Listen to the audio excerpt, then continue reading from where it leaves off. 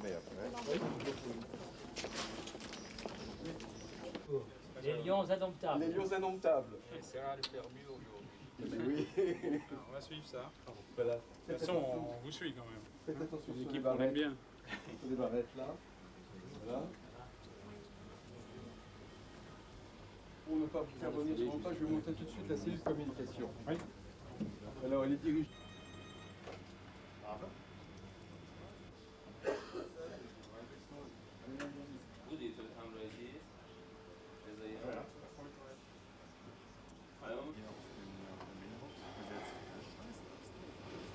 Oder kann ich es hier so unterfaxen?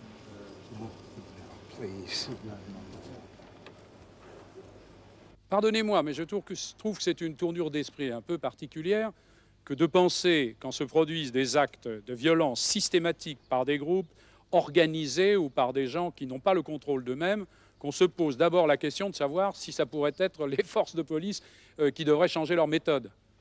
La première chose qu'on devrait dire, c'est que ceux-là doivent être fermement rappelés à l'ordre pour que leur comportement soit différent.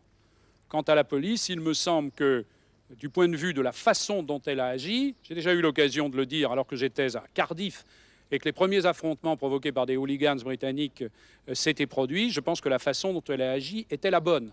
Après Marseille, il y a eu une certaine indignation et puis donc il y a eu Lens dans la foulée. Est-ce que ça veut dire qu'il faut que la police change ses méthodes, anticipe? Vous avez vu les mesures prises par le ministre de l'Intérieur, expulsion par urgence absolue, contact pris très haut en amont. À chaque fois qu'on voit un risque, eh bien, naturellement, le dispositif est adapté. Mais en gros, on peut dire que les choses ont été faites comme elles devaient le faire. Et si on doit faire porter des interpellations, des mises en cause, et si on doit exercer son indignation, c'est naturellement à l'encontre de ces individus ou de ces groupes.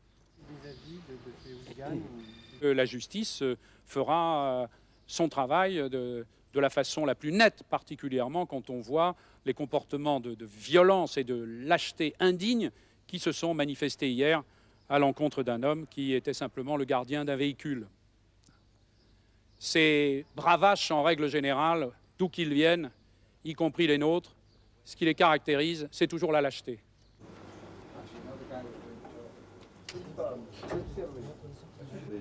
Les routes et les points de dos, en disant voilà où il faut se mettre. Et qui tient quoi, et pour qu'on soit sur radio et que personne ne gêne le voisin.